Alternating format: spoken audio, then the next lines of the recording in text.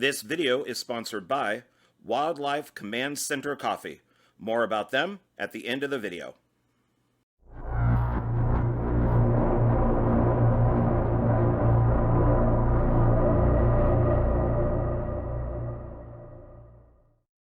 Hey everybody, it's me, John Ward, and I am back.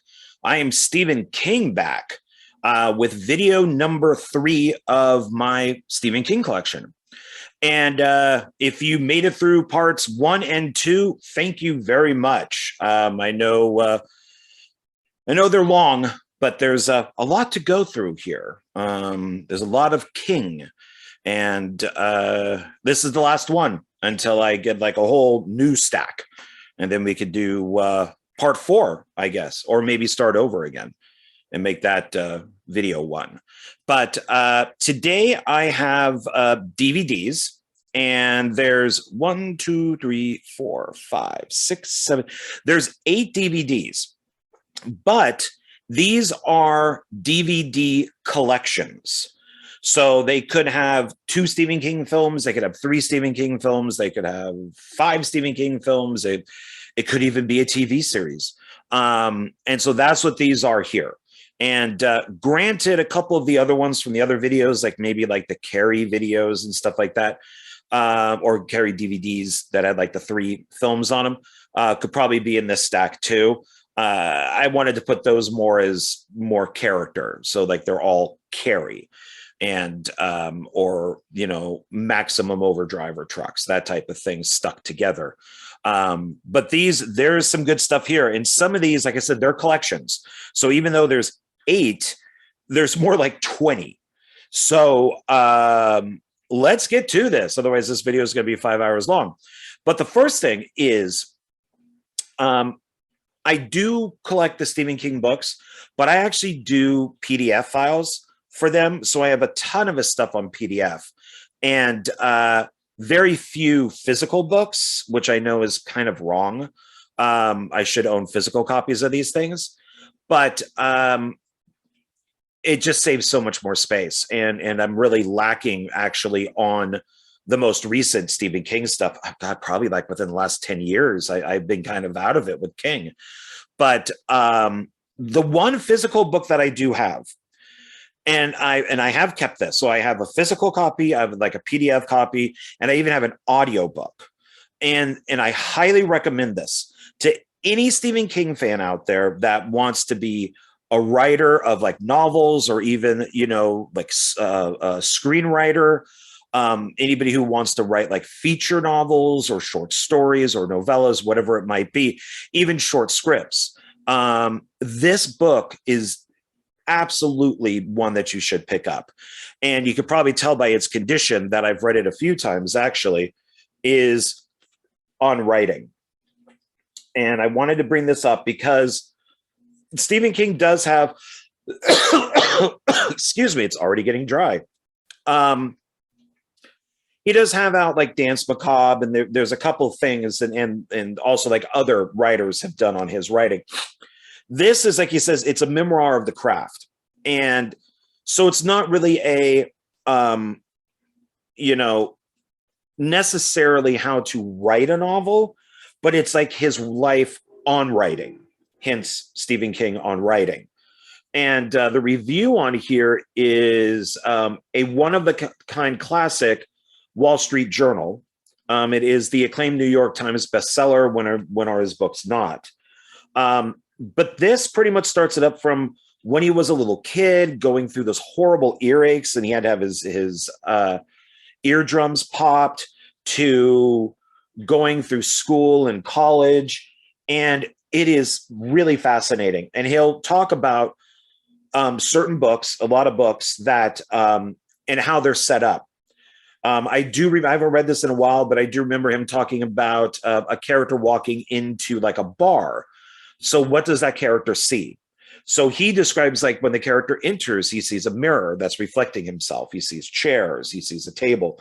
Like these are all things that the writer wants you to, or Stephen King as the writer wants you to be aware of.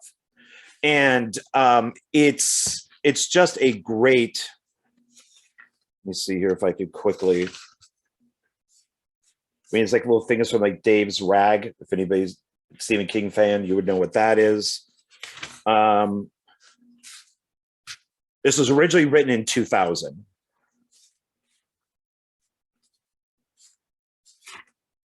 And a lot of thinking, okay, so there's really not a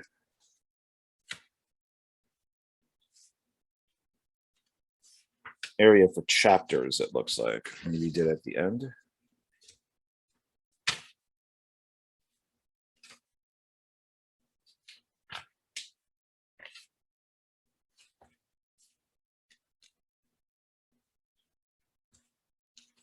I was hoping. He does give you like a book list. But if you, the good thing about this is that he, see like here,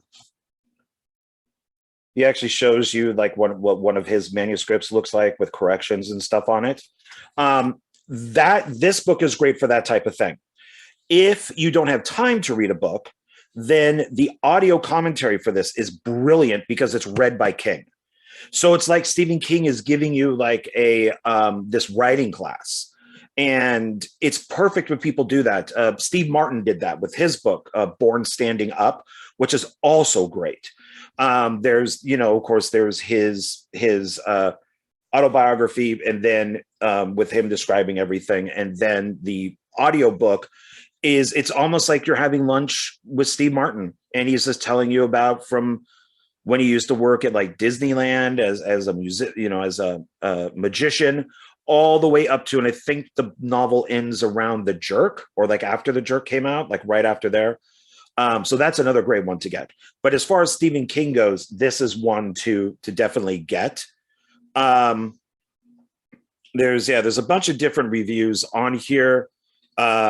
The best book on writing ever, that's from the Plain Dealer from Cleveland. A fascinating look at the evolution and redemption of one of the hardest working storytellers writing today, USA Today, combines autobiography with admonition,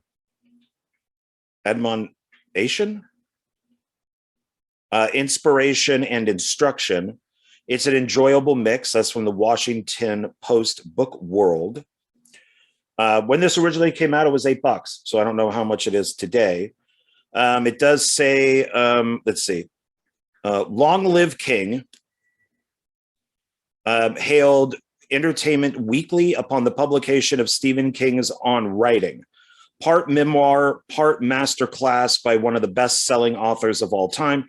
This superb volume is a revealing and practical view of the writer's craft, compromising the basic tools of the trade every writer must have.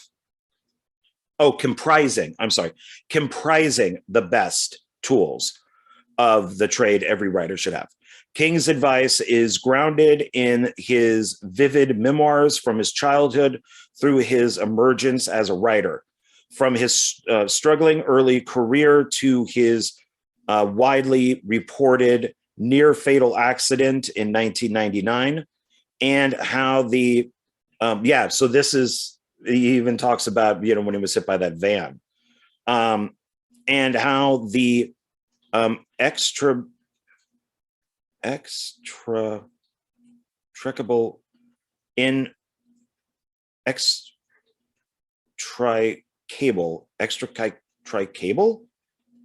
I don't know what that word is, link between writing and living spurred his recovery. Brilliantly structured, friendly, and inspiring On Writing will empower and entertain anyone who reads it, fans, writers, and anyone who loves a great story well told. So along with, like, you know, William Goldman, Adventures in the Screen Trade, and other stuff, this book really should just be right on the shelf, right next to those types of books. It is excellent. So I just wanted to point that out for any aspiring writers out there. Please pick this up. And yeah, so that's Stephen King's On Writing paperback, but you can also get PDF and audiobook. All right, so now the first collection, and this actually only has one Stephen King movie on it, but it's a great collection. So I decided to pick it up instead of just picking up the one Stephen King film by itself. And I like all four of these movies, so why not get the collection? So this is called the 4-movie Horror Unleashed collection, and it's from Sony. So it's this here. And it has on it the remake of the Blob, which is awesome. Of course, Christine. It's got the original Fright Night, the only one that truly matters. And the Seventh Sign with Demi Moore. This is, I want to say, when she was still, in my opinion, at her best. This is before plastic surgery and breast implants and stuff like that. So, sorry. It's just she's good in this movie. I had a crush on her for a very long time before she started doing all this stuff that I didn't like. She got too thin. It's what Hollywood will do to you. So, but she's still, I like her in this a lot. It's got a good cast in it too. So all four of these films are worth it. And I'm sorry if anybody has a hard time with me saying that about her, but sadly it's true. Hollywood seems to make women do things that will only make them kind of be worse. I mean, women, one movie you're like, oh my God, she's beautiful, she's such a wonderful actress and all this type of stuff. And then the next film, the lips are all out to here, and you can see that the skin's been all pulled back, and all of a sudden there's, the breasts are larger, and not so much today, but back in the day. And it's just, it just kind of ruins them. I mean, you just see certain actresses after they get that surgery, Meg Ryan being one of them, just disappear. They just disappear. And so, yeah, it's very unfortunate and sad, but this is a good one. So definitely check this one out. Here's its side, and we got its back. So even though they're the same pictures, it's nice that they do this for each film. So they give you the credits. They give you a very short, like one sentence synopsis of each film. I guess that's fine.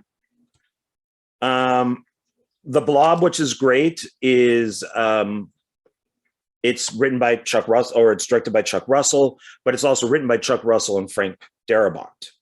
Of course, who we know from The Mist and Shawshank Redemption, The Walking Dead, stuff like that. Green Mile, the great Frank Darabont. And the Blob has, it's like Kevin Dillon, you got Shawnee Smith, Kenny Clark is in it. It's rated R. Looks like it originally came out in 1988. This is widescreen, 95 minutes color. And its little synopsis here says, let's see. A malignant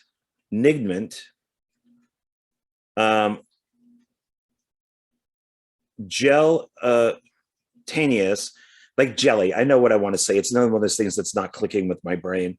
Like a jelly life form, but I'm just not. It's not clicking.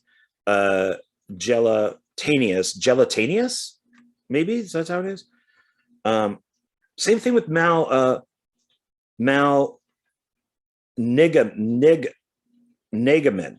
like the James Wan movie. I've always had a problem saying that. It just once again, it's one of those things that just doesn't click in my brain. But you know what I'm talking about. So a evil jelly life form takes over a small town in this visually gut-wrenching thriller. So there you go. So I was able to get it out with using different words. They just decided to use fancy words, and I used simple words, but I still knew what they meant because I'm kind of smart, I guess. So then the next one would be Christine. Not a fan of that poster. This is the poster for the Blob. I'm not a fan of that.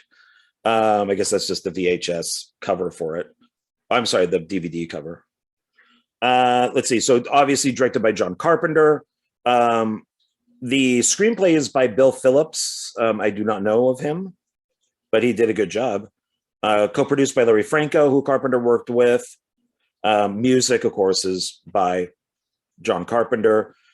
Keith Gordon, who I still am a big fan now that he's a director. But when he's in like Jaws 2 and some of these other movies, Dressed to Kill, I was a big fan of him back then when I was much younger too. John Stockwell. I mean, it's just got a ton of Harry Dean Stanton. Alexandria Paul. This guy has a guy in it that looks just like John Travolta, the way he looked from Carrie. This is rated R, and it is widescreen, 110 minutes in color. Let's see. The twisted love of a teenager and his obsessively jealous 1958 Plymouth Fury. There you go, simply put. And I know some of these don't, they have nothing to do with Stephen King, but I figured I'd just go through them anyways, because why not? They're so short. Next one is Fright Night. That's a good poster. That's its original poster. Rated R, widescreen, 106 minutes, and its color. Written and directed by the great Tom Holland. Brad Fiedel does the music. And of course, we all know, like Chris Sarandon, William Ragsdale, Amanda Breese, Stephen Joffrey's, Ronnie McDowell, the great Ronnie McDowell. A teenager enlists the help of a TV horror movie host to subdue a suave vampire. So the original Fright Night 2 was okay as far as the sequel goes. The remake I thought sucked. And then I guess the sequel remake, Fright Night Part 2, or is that just Fright Night 2? I'm not sure. They both might be Fright Night Part 2. But the remake of Part 2 sucked. It's just a remake of the original film, basically, but just taking place in a different country. It is not good. And now The Seventh Sign. I guess that's okay. It's all right looking. It is rated R, widescreen. I like that all these movies are widescreen. 97 minutes color. Looks like this whole package came out in 2013. Carl Schultz directed it. Have not heard of him. Written by W. Wickett and George Kaplan. Have not heard of them either. Demi Moore, Michael Bean, Jorgen Prochnow. I believe I got his name right. From Das Boot. Demi Moore electrifies as a young woman who must prevent her unborn baby from playing an ominous role in the coming of the end of the world.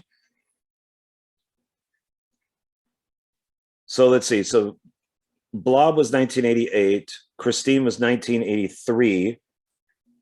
Fright Night was 1985. And The Seventh Sign it looks like 1988. And all these are by like Sony TriStar. Take a look inside. Okay, so it's a 2 movie per disc. Would have preferred, of course, each movie being on its own disc, but 2 is better than having all of them on one disc. So we got the Blob, and then Christine. Still kind of boring, but at least there's stuff around it. I mean, they didn't leave a ton of extra space, and then this one is Fright Night and The Seventh Sign. So worth picking up. I liked them. I like all 4 movies, but mostly got it for Christine.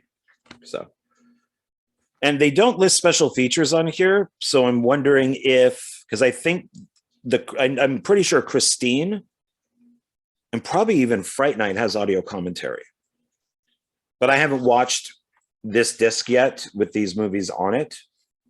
So I'm not sure if they have audio commentary or not. If it's the same, well, no, because they're 2 movies per disc. Probably not.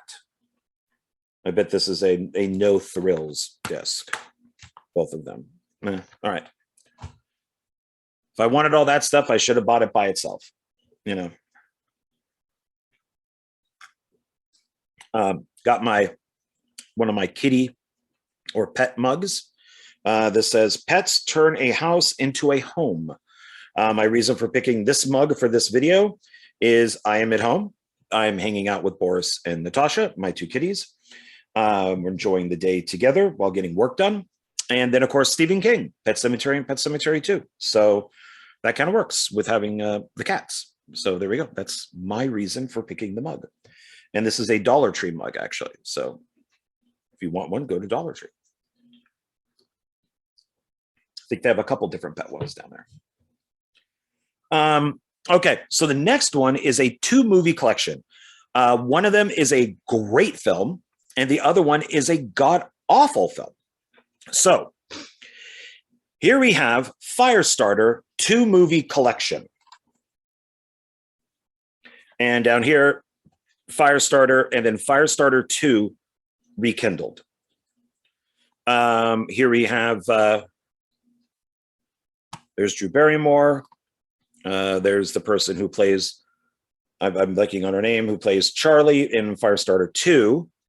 And then, of course, you have, I hate that I'm getting old. Dennis Hopper. Duh. Dennis Hopper right there.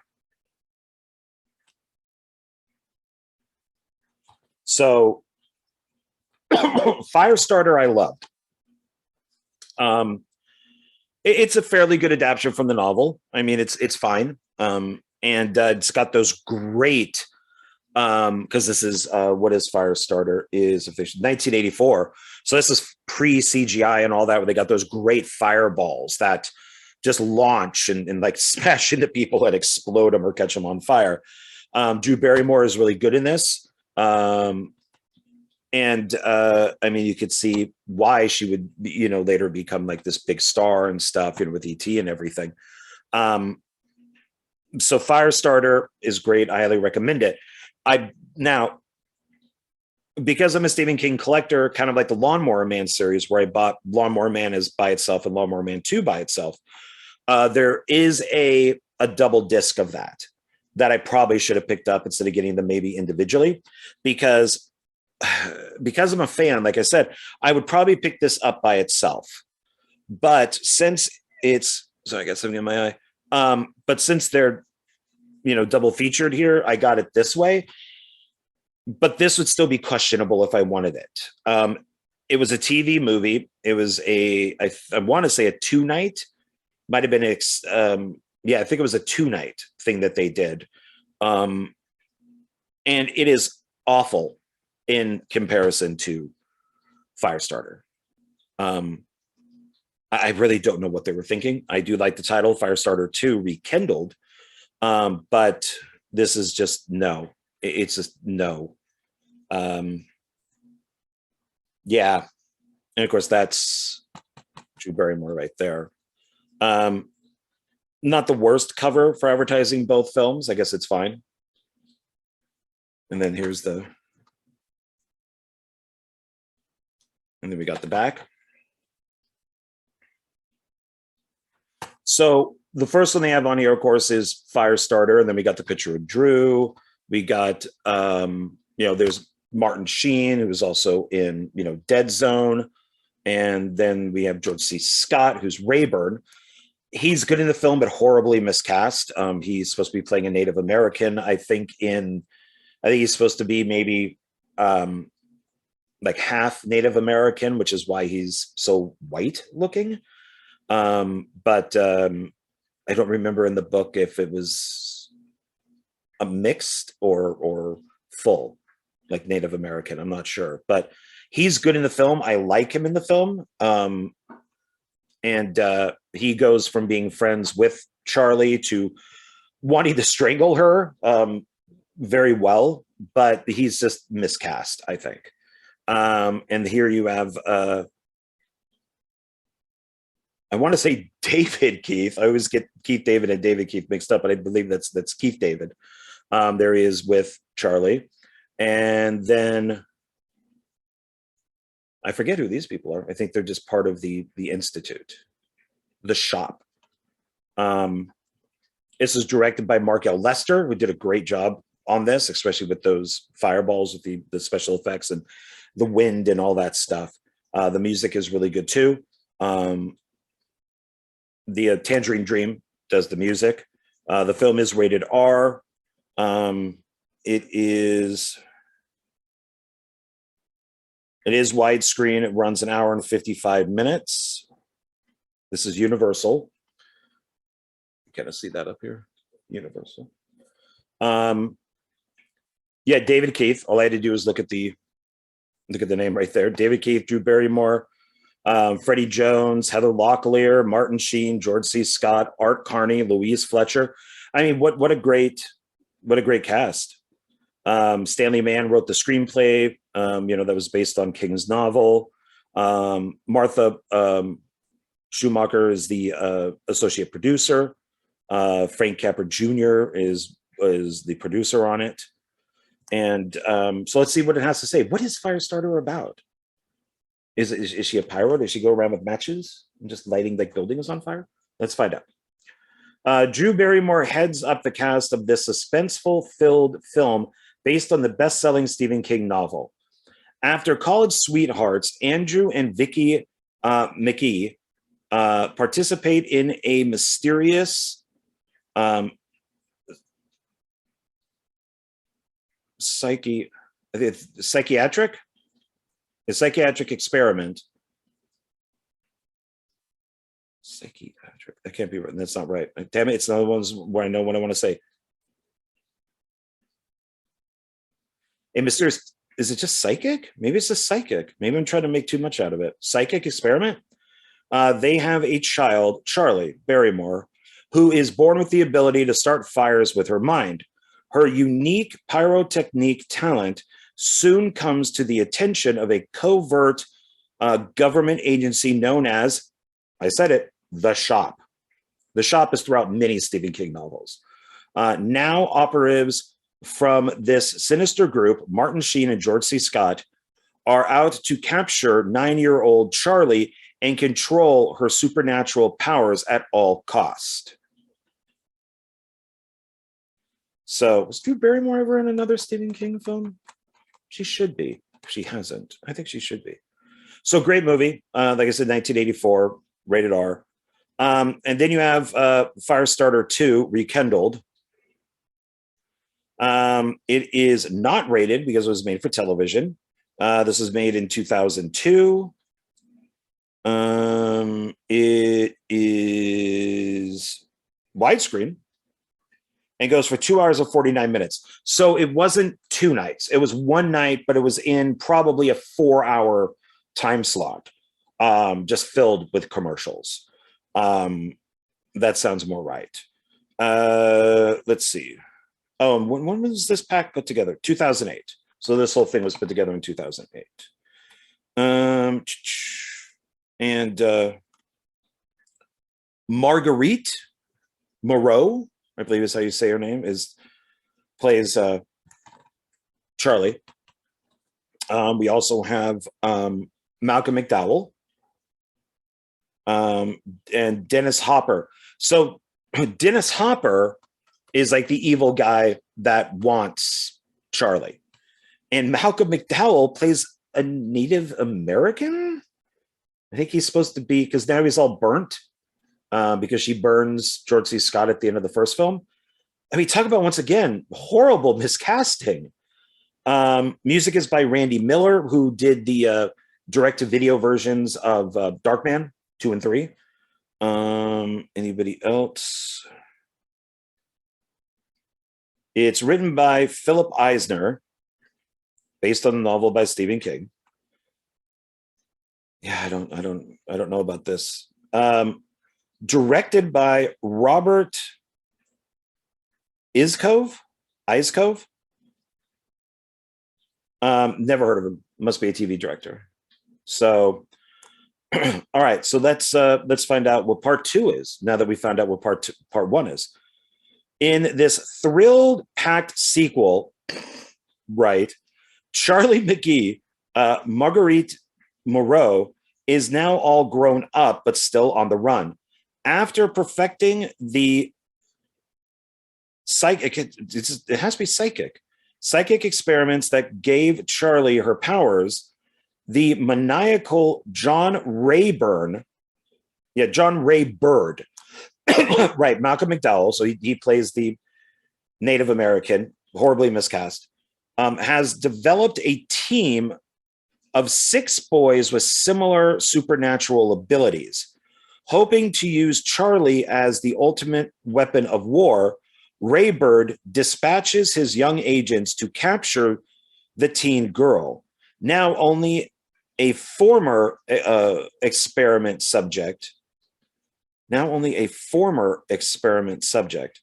Dennis Hopper, I don't remember him having powers, but I could be wrong, and a private investigator can help protect her and stop Raybird in his diabolical attempt to take over the world. Oh, yeah, that's right. Dennis Hopper plays a good guy in this. That's right. I haven't seen this in a while. That's right. So what might sound good on paper is not good on TV. So no pictures from this one. Yeah, that's weird. They could have just done like 3 pictures up here of Firestarter, move this up a little bit and maybe put like 3 pictures down here. I mean, why would you not want to get the actress who plays Charlie, but you would also want to get Malcolm McDowell and Dennis Hopper? That would seem to make sense. Just put that down here. If this isn't bad, or maybe do 3 pictures up here and 3 pictures here. So plus there's this big empty spot right here that could have been used for something too. So the back isn't horrible, but it's just, I mean, utilage of space, is not very good. And all the pictures are different sizes and stuff like that. So, okay, so this is the inside. Now this I do like that they're on separate DVDs, but they're boring as hell. So I'm guessing that they were made for this collection. This is just boring. I mean, it's boring. I like that it's red, maybe because it's supposed to be fire, but then maybe that'd be more orange. But maybe make one red and do the other one as orange, or even one is yellow and one is orange. But yeah, it's just boring. It's just the same font and color and everything. It's just kind of dull. Oh well. But at least I guess I can't complain because they're on separate DVDs. So that just makes it better all around right there. So yeah, this is worth picking up just for the first film, and then like a bonus, you get the second one. So if you could find this used or something, I would pick it up just to have both films. So it takes the space of one DVD. So there you go. The next one, of course, are 2 great movies made by the same director. And this is a double feature of The Shawshank Redemption and Green Mile. The Shawshank Redemption. These are Warner Brothers. And pictures are kind of the same in a way. You got 2 people looking that way. You got Tom Hanks looking that way. You got John Coffey right here. There you got Tim Robbins right there. Kind of the same in a way. But this I could not pass up. And this I did buy used. And man, was it cheap. It was only like $2 or something, like $1 a movie. 2 of my all-time favorite Stephen King films, 2 of my favorite Stephen King stories. Great actors all around. Any changes that were made in these, I thought were fine, from the novels. It just made more sense in a way. And it just works because this is Frank Darabont, and Darabont knows what he's doing when he changes something, because he has to change it for film to make it make more sense, obviously. So So that's pretty much it for the front here. We got the side, and then we got the back. And oh, look, one picture from Shawshank, one picture from Green Mile. I think these people can learn something. So we have on here, let's see, both films are rated R.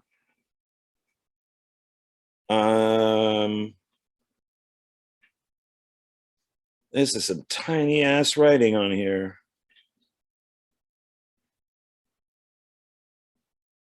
Okay, if I can read this, get the light on it right. Shawshank Redemption is color and it's 142 minutes. Green Mile color is 189 minutes. Looks like they're both widescreen.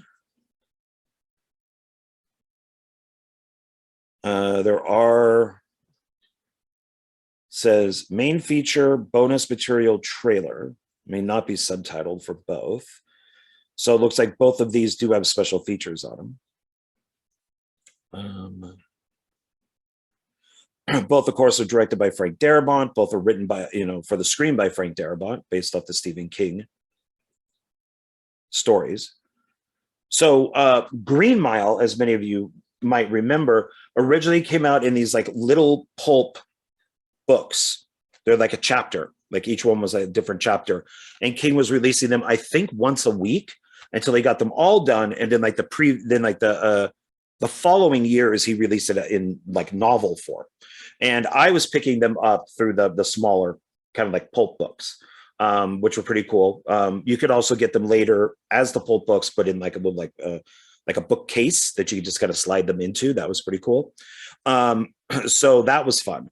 The original title for or the story that Shawshank Redemption is based off of is Rita Hayworth and the Shawshank Redemption, because it has a lot to do with the Rita Hayworth poster that's in Andy's cell. One of the changes I remember is over the time that Andy is in prison, there are multiple wardens, is the word I'm thinking of, wardens. And in the movie, they made it one, which made much more sense. Novel-wise or short story-wise, it worked perfect. But for a movie, you don't want to keep having different people come in. You want to keep it as one warden. And that was a very good choice by Darabont. He really seems to know how to write, like Mike Flanagan. These guys really know how to write Stephen King. So who else is in Shawshank? So we, of course, have Morgan Freeman. William Sadler, who I met once. I worked at a Barnes & Noble in Pasadena, and he came in and he had a trespass hat on. And I talked to him briefly, while he was buying a book, and he was a very nice man. The great Clancy Brown, of course, Highlander, and James Whitmore. Thomas Newman does the score. It's a good score. Roger Deakins. That's right. He was the director of photography. That's the thing, man. It's when you finally hit that plateau, when you're up there making movies like this, you want to get a great DP, and you want to get a great editor, and you want to get a great producer. And any mistakes you make, they can fix. I mean, of course, you want to be really good yourself. Obviously, you want to know what you're doing. But a lot of the times why they get these guys is because they know people will go, oh, I love Shawshank Redemption or The Green Mile. That's a Frank Darabont movie. But you got to add in the DP, you got to add in the editor, you got to add in the producer, you got to have all these, people that make a great film in there. Because it just doesn't take one person to make a movie. It takes hundreds. As we learned from those Don't Pirate movie, like little promos that came out. Let's see. So then for The Green Mile, obviously Tom Hanks, David Morse, Bonnie Hunt, Michael Clark Duncan. Oh, He's no longer here. James Cromwell. Fuck. Graham Greene. Sam Rockwell. Patricia Clarkson. Harry Dean Stanton. I forgot he was in this. Thomas Newman also does the score again.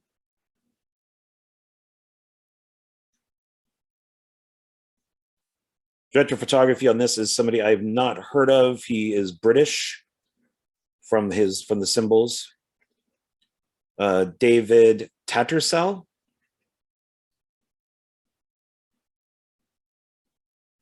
So, and on this, they don't even give a description really of the films.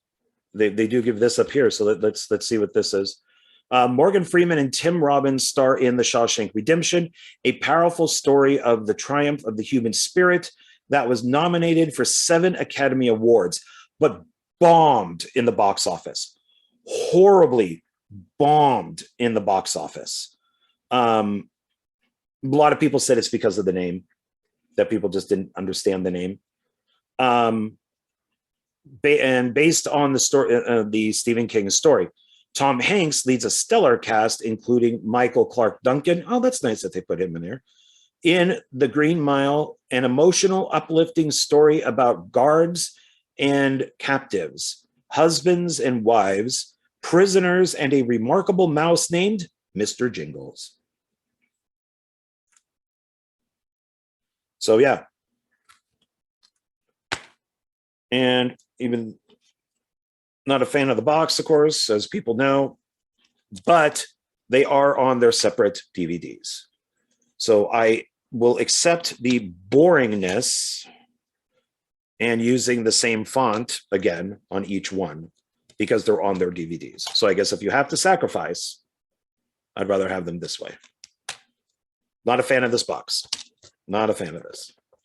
Got to be careful with this because, yep, even on the bottom of this one, it's got these holes, so you can poke your finger right through it. So, but still, great collection. Pick it up if you don't have it. Great collection. The next one is has 3 actually miniseries on it, TV miniseries, and I may get hate for this. Don't care. I like these 3 versions of these stories better than the 2 that came before it and the 1 that came after it. So this would be a Triple Terror Collection. And this is also from Warner Brothers. And this has, if you notice in massive letters, Stephen King's The Shining. Not Stanley Kubrick's The Shining or just The Shining. He wants you to know this is Stephen King's The Shining. Then we have Stephen King's It, which I'm as much as people like the new, It, you can't beat Tim Curry, man. You can't. You just can't beat Tim Curry. And then the Salem's Lot with Rob Lowe, and we'll get more into the cast on this. All 3 of these, I think, are better than what came either before it or after it. So I think this miniseries is much nicer as far as the being connected to the novel. Even though things are changed a little bit, this is really close to the original novel, which I liked. The bad thing about this is because when it was made, if I can quickly find a date. Well, this 1997 is when this was made. The CGI is horrible. So they do the maze animals like in the book, and the CGI is just awful. It's really bad, but it's like Langoliers, but I do appreciate that it's very close to the novel. I think a lot of the times Stephen King's novels work better as miniseries, even if you maybe have to cut out the violence. You can just get this whole story out there. Excuse me. So I think this is better. This version of It, I think, is better than the two films that came out recently. This was a two-part miniseries that did play. The first part was with the kids. The second part was with the adults. Unfortunately, both versions have the same problems. The stuff with the kids is more interesting than the stuff with the adults. The stuff with the adults just is just kind of boring. Maybe because we've already seen it a lot with the kids. The kids stuff in both versions are much better, but I still like this version better. And I like this version of Pennywise the Clown. I like how it's a simple clown that then becomes terrifying. A lot of people think clowns are terrifying anyways, but and then Salem's Lot. This also, I believe it was a two-part miniseries, and it follows the Salem's Lot novel much closer. I mean, much closer. And here it's got Rob Lowe, who is in The Stand. Always love people returning. Donald Sutherland and Samantha Mathis. Rutger Hauer plays Barlow. Once again, this is like his third or fourth time as a vampire. You got to love that. He just became that guy, that when you saw him playing a vampire in a movie, you wanted to see it because he's became one of the vampire guys. And then James Cromwell. So it's a great cast. Based on the novel by Stephen King, in a small town, evil spreads quickly. The teleplay is by Peter Phil Adari? Adara? Yeah, Adari, maybe. Adar I. Directed by Mikhail Solomon. I have not heard of either one of these people, but they did a good job with this miniseries. So it's got a good cover on it too. Thick box. And then here's our side. I like that it just says, let me start from this. There you go. Triple Terror Collection, but doesn't tell you what movies are in it. So you have to pull it out of the stack to find out, oh, okay, it's these three movies. And then we got the back. So here we have, once again, see, I don't get it compared with Firestarter. So there's Rob Lowe, Salem's Lot. There we got three of the adults from It. And here we have, where is it? Yes, Steven Weber from Wings. He plays the Jack Nicholson part that's in The Shining. And I hate to tell you, he does a better job, actually. Nicholson is a great actor, but I'm sorry. If you read the book and you watch Kubrick's The Shining, there's a reason why it's called Kubrick's The Shining, is because the Jack Nicholson, who, the character that Nicholson plays, is very different from the book. And they get it with this, with his portrayal.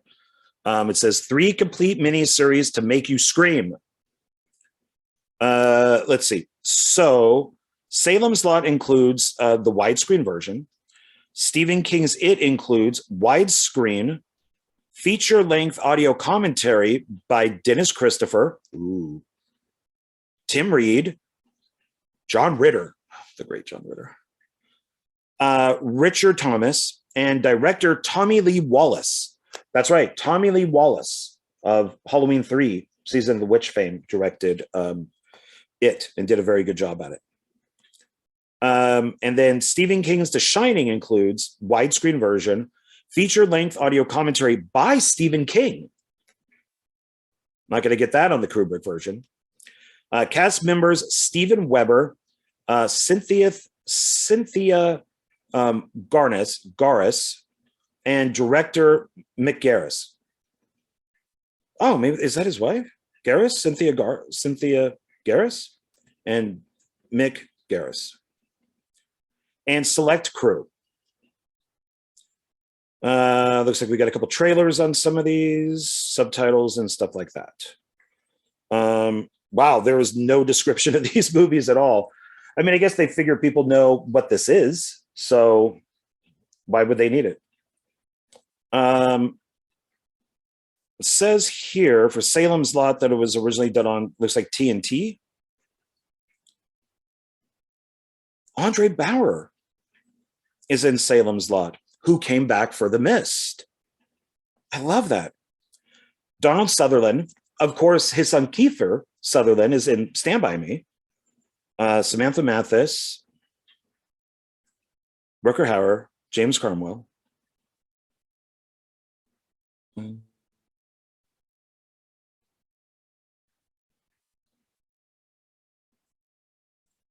And teleplay, yeah, I don't recognize him. I don't recognize the Miguel or Mikel. But they did a good job on Salem's Lot. Very good job on Salem's Lot. There are, when you're watching the miniseries, there are direct shots that if you've read the book, Salem's Lot, are right from the book. Like they actually read the book and then went and said, we need to do this shot. There was a great shot of Barlow, Rutger Hauer, as he's like standing in the distance. It's like a wide shot. It's directly from the book. I mean, it is, and it, I actually went like, ooh, that's from the book. Shivers. Then the next one that they have listed here is Stephen King's It. So Harry Anderson, sad. Dennis Christopher, who was breaking away, but also in the very underrated and awesome Fade to Black, and these many other films. Richard Muscure, Annette O'Toole, Superman 3, Tim Reed, WKRP, in Cincinnati, John Ritter, so sad, and Richard Thomas. Special appearance by Tim Curry as Pennywise. Yeah, they're listed as part 1 and part 2. Tommy Lee Wallace is the director. Lawrence D. Cohen looks like he wrote part 2. And then teleplay is also, it looks like the first one is Lawrence D. Cohen and Tommy Lee Wallace, maybe for part 1. Okay. Then Stephen King's The Shining. Rebecca De Mornay, whose name is before Steven Weber's. She's so much better to look at. So much better to look at. I'm sorry, she just is. Steven Weber, who does a great job. The other guy from Wings is also in a Stephen King film. And I think I'm going to have to look it up, but he's also in, I'm blanking on his name, but he's also in a Stephen King film too. So both the guys from Wings have been in Stephen King films. The great Melvin Van Peebles is in this. He plays the Scatman Scruthers role. And I cannot put down Scatman Scruthers at all because he is great. But who are you going to get to outdo Scatman?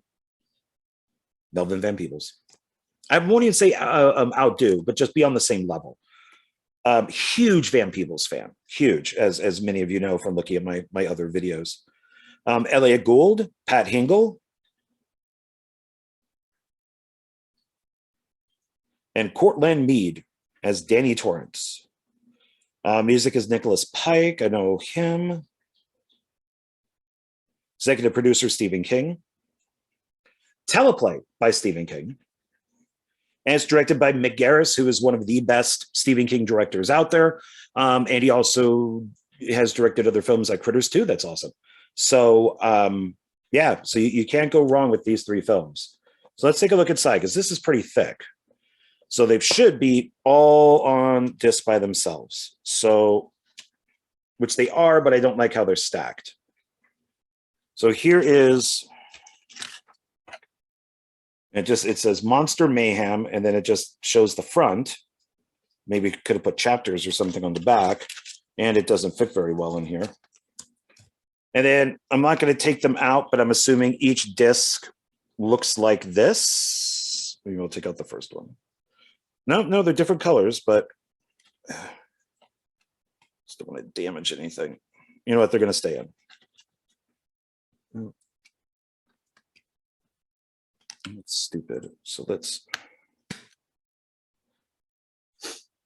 So Salem's Lot, and then there's It. That's disc 1.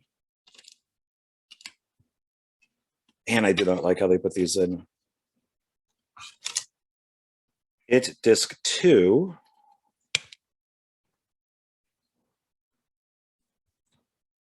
Stephen King's The Shining, disc 1.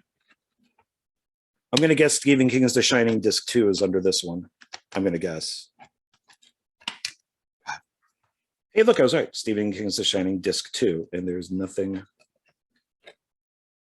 Why does it feel like there's one more under there? I'm running out of room here to put these discs. I don't want to put them on top of one another. Oh, disc 3. That's right. This was like a 3-night thing. That's right. Yeah, this went like 3. It was a long miniseries. It was 3 nights, kind of like The Stand. Yeah, that's why there's 3 discs. Okay, so I'm going to gently put all these back. Okay, and then It was after. Okay, then there's It, and Salem's Lot. So I think Salem's Lot fell into the 1 night, but it was in like the 4-hour time slot. And then It was 2 nights. And then The Shining, Stephen King's The Shining, was 3 nights. If I'm remembering correctly. And yeah. Oh, it's interesting. These are done like blinds. Just notice that. There's like chain going down each side. And these are like blinds. Kind of a weird thing. But okay. The next one is a triple feature of very long miniseries. For the most part, I enjoyed all of them, especially the first one. This is the Stephen King's triple feature, and it has The Stand, the original Stand, The Langoliers, and Golden Years. I like that it has, of course, its see-through box, which is nice. And normally once a year, especially around like New Year's and stuff, I'll watch The Stand because I kind of like watching end of the world movies on New Year's Eve, New Year's Day. It just kind of works for me. Langoliers was fun, but the Langoliers themselves look really shitty.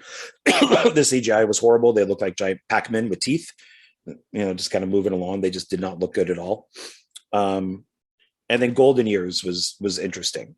I tend to think that the lead female, I think she's an FBI agent in this, I am convinced was the basis for Scully and X-Files. I have no proof of that. That is just my theory. But I think that. I even said that to a friend of mine when we were watching this, and he's like, "Yeah, I think you could be right about that," because it was Golden Years, then X-Files, and then I watched Golden Years again when it was available on whatever it was, VHS or Laserdisc, and then I thought, God, she's like Scully. Maybe Scully is based on her or something. But like I said, no proof. And end of the world, giant Pac-Man with teeth eating everything, and then old guy gets blasted with chemicals, and he kind of has a Benjamin Button thing going on where he's old and then he de-ages, becomes young, and he's on the run from the government because they like want his blood. I believe that's what it is. I haven't watched it in a long time. A lot of these I haven't watched in a long time. Just got other things to do. So this is CBS DVD, but it's also Paramount. So they tell you what's in there, unlike these guys. So one up for Paramount on that one. And then you got the back here. And so The Stand, not rated, 1994, color, 359 minutes, and it's 4 parts. So you get the plague, the dreams, the betrayal, and the stand. I think this is the best of the Stephen King miniseries that I have seen. Recently, I have not, since they've started dividing everything up onto different streaming platforms. I've not seen the new version of it, which I've heard is a letdown, and they changed certain things around. Even though this version is not the book exactly, like they did take, let's say, 10 characters and get them down to like 6, kind of combining, characters together. I still think it is the best Stephen King miniseries. I'm not including movies. I'm just saying, as far as miniseries goes, stuff that's made for television, I think The Stand is the best. It is beautifully directed. It's beautifully edited. It's really, I mean, I remember seeing Mick Garris at a Fangoria convention. He was there, and he showed us some slides and like a couple scenes and stuff from The Stand before it came out.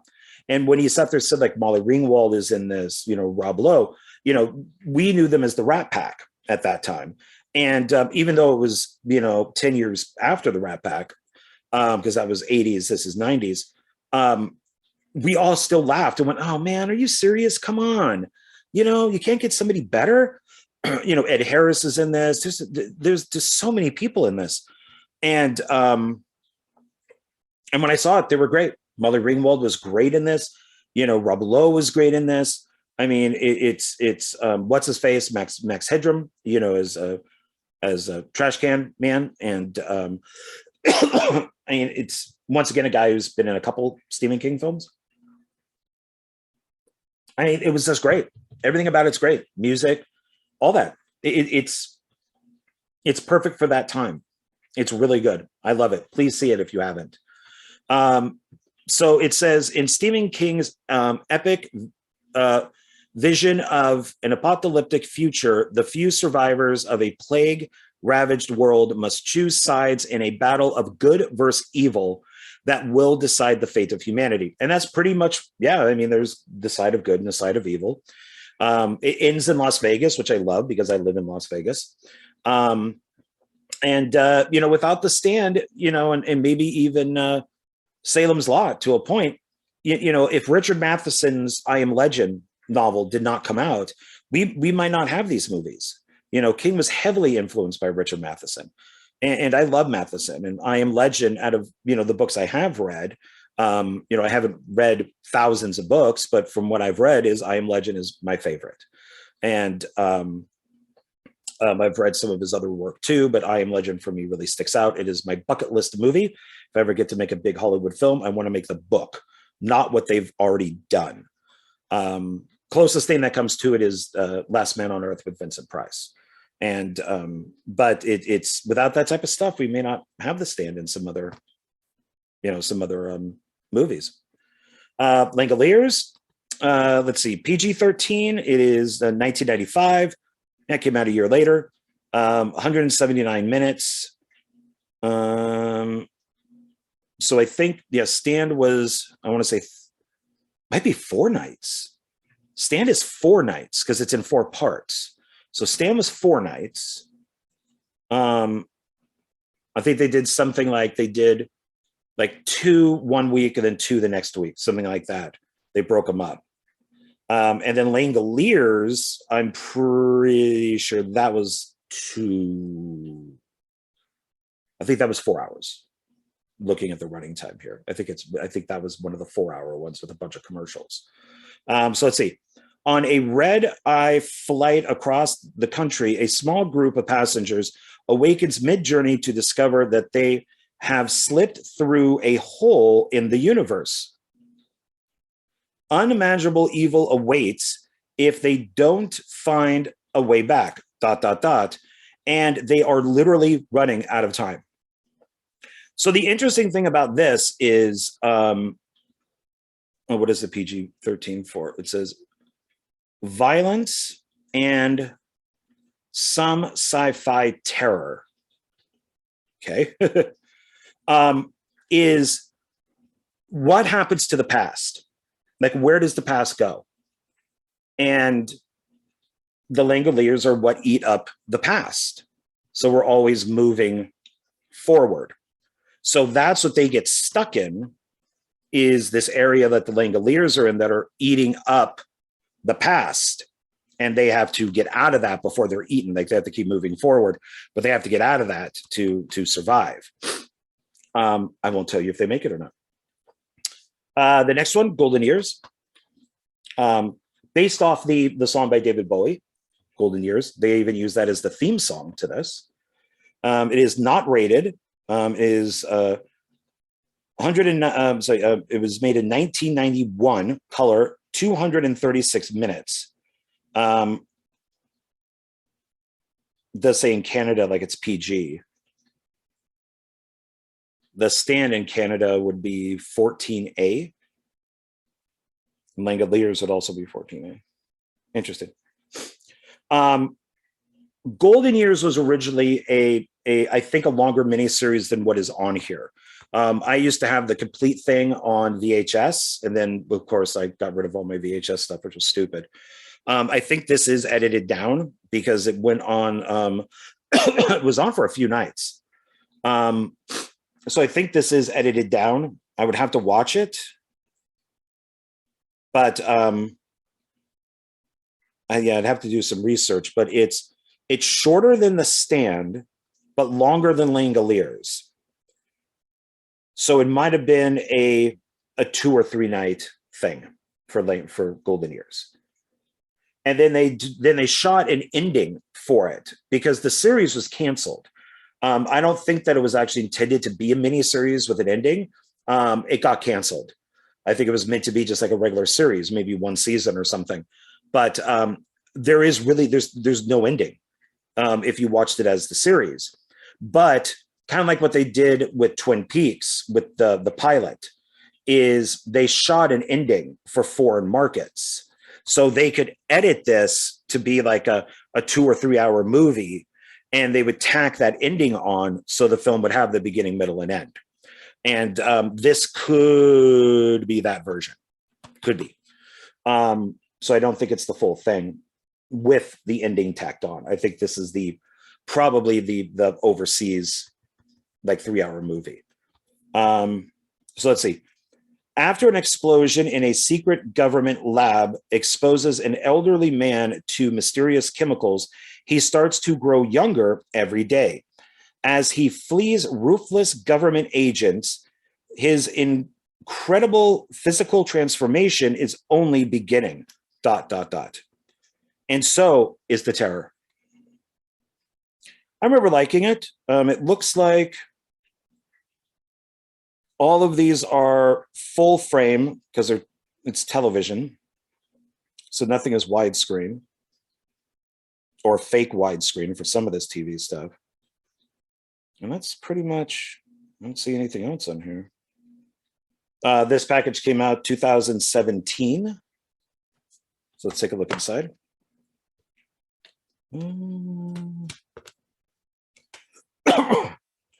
So I like this, but it's funny as this is this. So they could have put something in here. Not make it so boring.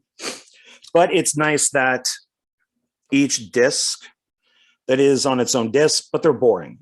So once again, sacrificing creativity to have the individual discs. So this is the stand disc 1 and the stand disc 2. So I believe part 1 and part 2 are on this disc. 3 and 4 are on this disc. Langoliers is on 1 disc. And Golden Years is on 2 discs. So I don't know. I'll have to check it out one day. Maybe it is the full thing with that on it. I don't know. But it's worth watching. Doesn't really give cast and all that, so I don't. This video is going to be too long if I look everybody up, but got a great cast in all of them. Like Dean Stockwell, I believe, plays a mystery writer in this, and that's kind of how they solve stuff. I forget who's in this, but they're all good. You should check that out. All right. Next one is a 4-film collection. This is also by Warner Brothers. It is called 4 Film Favorites, King of Horror. And so this has, I figured, why not? Why not? They're all in one package. So Dreamcatcher, Dolores Claiborne, Stephen King's Cat's Eye, and Creepshow. And I enjoyed all of them. I know Dreamcatcher gets a lot of crap. I enjoyed it. I like movies that take place in the snow, especially like horror films or sci-fi films that take place in the snow. I really enjoyed this. Dolores Claiborne is one of Stephen King's more serious films. And there's 2 other books that Dolores Claiborne is connected to because of the eclipse. And I'm blanking on. Gerald's Game is one. And maybe it will come to me what the third one is. But there's 3 that are based on the same night of that eclipse. So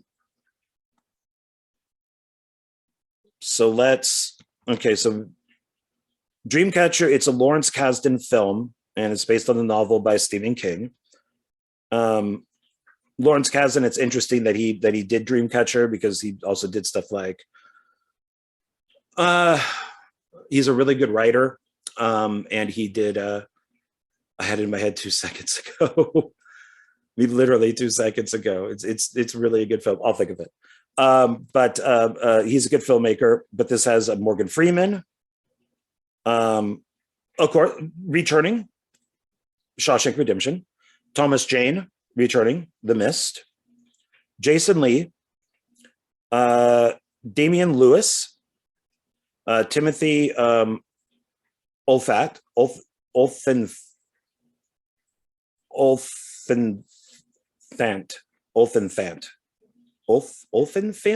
I've never really known how to pronounce his name. Tom Sizemore and Donnie Wahlberg. I think we got Dolores Claiborne with Kathy Bates returning, The Stand and Misery, and Jennifer Jason Leigh. Of course, Cat's Eye has Drew Barrymore and many others, and then Creepshow is George Romero and has many others. So here's its side, and then we got its back. So this kind of works like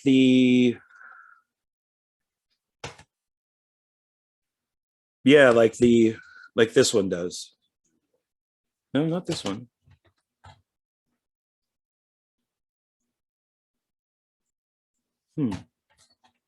Which one? Am I losing my brain? Oh no, it is this one. Kind of looks the same thing as this, is how they kind of do the back. Thought I was going crazy for a second. It says terrifying, weird, diabolical, as only Stephen King knows how. Here we have a picture of Morgan Freeman. That's Dreamcatcher. We got Kathy Bates. That's Dolores Claiborne. You know, there's Drew from Cat's Eye with the kitty from Cat's Eye. And then Stephen King from Creepshow, being eaten by a lot of fungus or moss, whatever you want to call it. Dreamcatcher includes, let's see, widescreen version, original ending, and 4 other lifted scenes, 3 featurettes, theatrical trailer. No audio commentary on that one. Dolores Claiborne includes widescreen version, audio commentary by Taylor Hackford, very good director. He also did Ray, An Officer and a Gentleman, did a bunch of films. Let's see, Stephen King's Cat's Eye includes widescreen commentary by Louis Teague. Louis Teague did Cujo. No, that's one I have to pick up. I don't have that one yet. Theatrical trailer. Then Creepshow includes the widescreen version theatrical trailer. Oh, does Dreamcatcher is rated R for violence, gore. Wow, they thought Dreamcatcher was really bad because it's violence, comma, gore and violence. So they put violence twice. Dolores Claiborne is R for language and domestic abuse. Yep, she does. Yep, there is that in there. Stephen King's Cat's Eye is PG-13. Doesn't say why. And Creepshow is rated R. Oh, so these are on. Okay, so it says here disc 1, side A is Dreamcatcher. Color is 134 minutes. Side B is Dolores Claiborne, which is color, and it's 131 minutes. And then disc 2, side A is Stephen King's Cat's Eye. Color, it's 94 minutes. Side B, Creepshow, color, 120 minutes.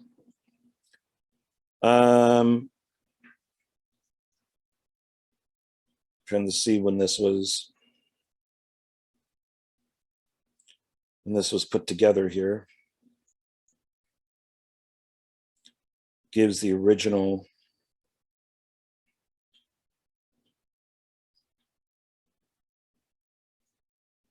Might have been 2007. I think it's 2007. Yeah, there's no description at all on the back of these. I guess they just assume that you know what you're buying. And of course, Castle Rock, which is Rob Reiner's company, named after Castle Rock from Stephen King, because he's a huge fan. William Goldman was one of the screenwriters, along with Lawrence Kasdan, on Dreamcatcher, produced by Lawrence Kasdan. Oh, John Seale is the director of photography, another great DP.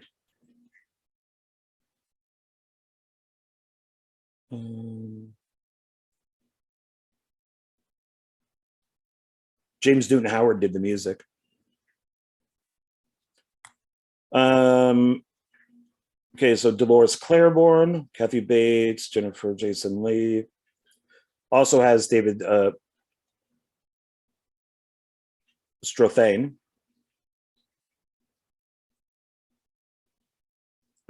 John C. Reilly. Eric Bogosian. And Christopher Plummer. Oh, that's him back there. That's Christopher Plummer way back there. Music by Danny Elfman. Oingo Boingo. Don't know that DP. Screenplay is by Tony Gilroy. Co-produced by Taylor Hackford. Stephen King's Cat's Eye. Of course, Drew Barrymore. Oh, James Woods, that's right. Alan King. Robert Hayes. Candy Clark. Candy Clark again. Music by Alan Silvestri. It's always a good thing. DP I do not recognize. Carl Rimbaldi did the creature effects. Screenplay by Stephen King. Martha Schumacher again, who I believe is Joel Schumacher's wife. And then, of course, directed by, or was his wife, directed by Louis Teague. And then Creepshow, Hall Holbrook, Adrienne Barbeau. This doesn't get much better. I mean, it's just, this is such a great cast. Fritz Weaver, Leslie Nielsen, Carrie Nye, E.G. Marshall. I mean, there's a bunch of people in this. Original screenplay by Stephen King, produced by Richard P. Rubenstein, directed by George A. Romero. Okay.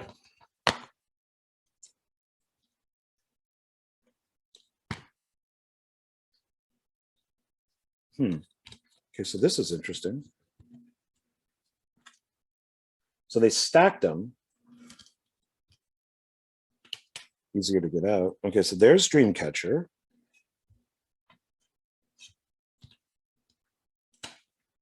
There's Dolores Claiborne.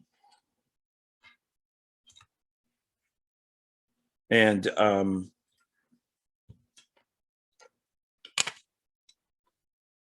this is Stephen King's Cat's Eye and Creepshow.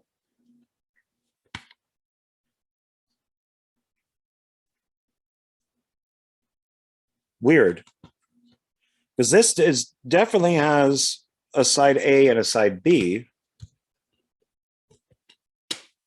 but these don't. These are the actual DVDs. I ain't complaining. Definitely not complaining. Okay. Weird. All right. So that's this one. 2 left. The next one has 4 Stephen King films, and it's just called Stephen King's Movie. And so that would be this here.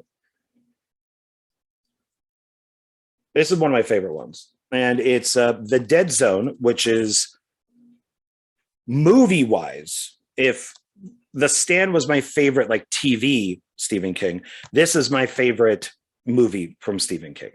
And this is the special collector's edition. So you got, Christopher Walken right there, and what I think is still his best role. One of Stephen King's best books. I love this film. Could not get into the TV show. I'm sorry. It was just too far away from the books for me, or from the book. So maybe I'll give it a second chance. I don't know, but I couldn't get into the TV show. Pet Sematary special collector's edition. And there we have, I think that's Gage down there. Silver Bullet. We got the full moon back here, werewolf. And then Graveyard Shift. And there's our giant rat. Well, actually, it looks pretty small. That's a skull. That's a human skull, so it's looking pretty tiny. The creature in this is a combination of rat and bat. It's like mutated. But I like all 3 of these movies. I would like to see them remake Silver Bullet as Cycle of the Werewolf and keep it. The book is a novella, and it goes month to month. So I think it starts. I'll just make up a date, but it starts on January and goes all the way to December, something like that again. And each month kind of documents what happened with the kids and the werewolf and the priest and all that stuff. It also has some really great art in it too. So I wish that they would actually remake it more like the book. But hey, Corey Haim, okay, I'll go for it. The side here does list all the movies. This is Paramount. There's the back. And let's see, it says a collection to die for. No, people do die in these. That is true. So we got the Dead Zone Special Collector's Edition. There's Martin Sheen running for president.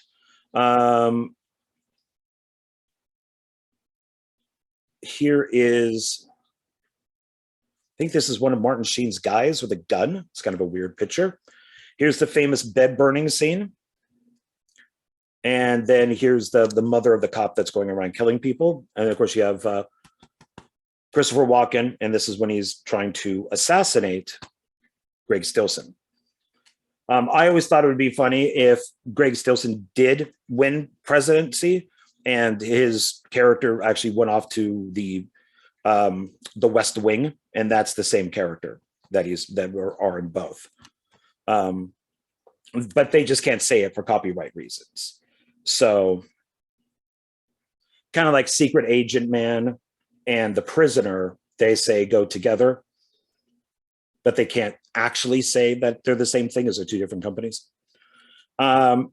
Special features on this are memories from the Twilight Zone, the look of the Twilight Zone, let's start this again, memories from the Dead Zone, the look of the Dead Zone, visions of horror from the Dead Zone, the politics of the Dead Zone. And when you watch the Dead Zone today, this is, and I'm not a Trump fan, and I'm not going to apologize for it. This is one of those times I'm not going to say sorry.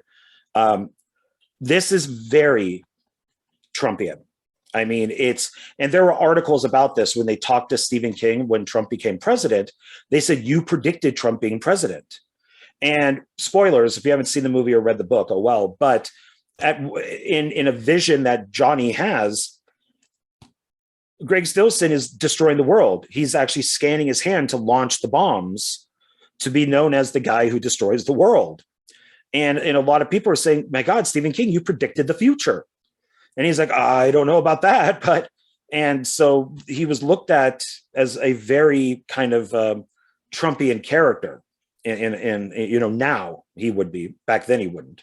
Maybe more Reagan-esque or something like that back then. But this is 1983. Yeah, 1983 color, 103 minutes, rated R. widescreen. Let's see, what is this about? After awakening from a 5-year coma, school teacher Johnny Smith, Christopher Walken, discovers he can see into the future. Tom Skerritt and Martin Sheen also star in this horror classic. Tom Skerritt plays the sheriff in this. I believe his character is also in The Dark Half. Might be in some other ones too, but I think it's The Dark Half, because they do bring this story up in The Dark Half, I think. They also bring up Cujo in that too. Produced by Deborah Hill. Poor Deborah Hill. And Jeffrey Bowman. Poor Jeffrey Bowman. Guy had a great career going, and then he unfortunately died. Same thing with Deborah Hill.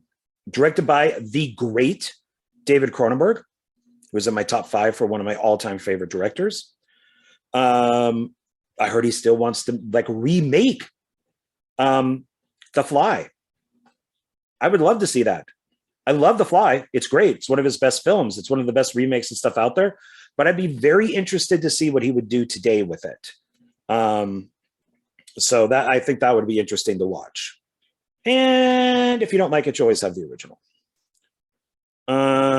Nicholas Campbell. Oh yeah, Anthony Zebra is in this, who's always good to have in these type of things because he was in stuff like Star Trek Insurrection. Of course, he's, I think, most known for The Omega Man. And Herbert Lom. Oh, Herbert Lom.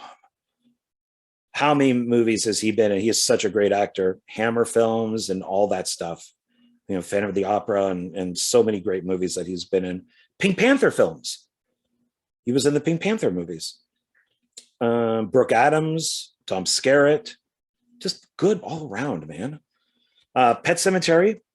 The original Pet Sematary, which I still think is the better of the two.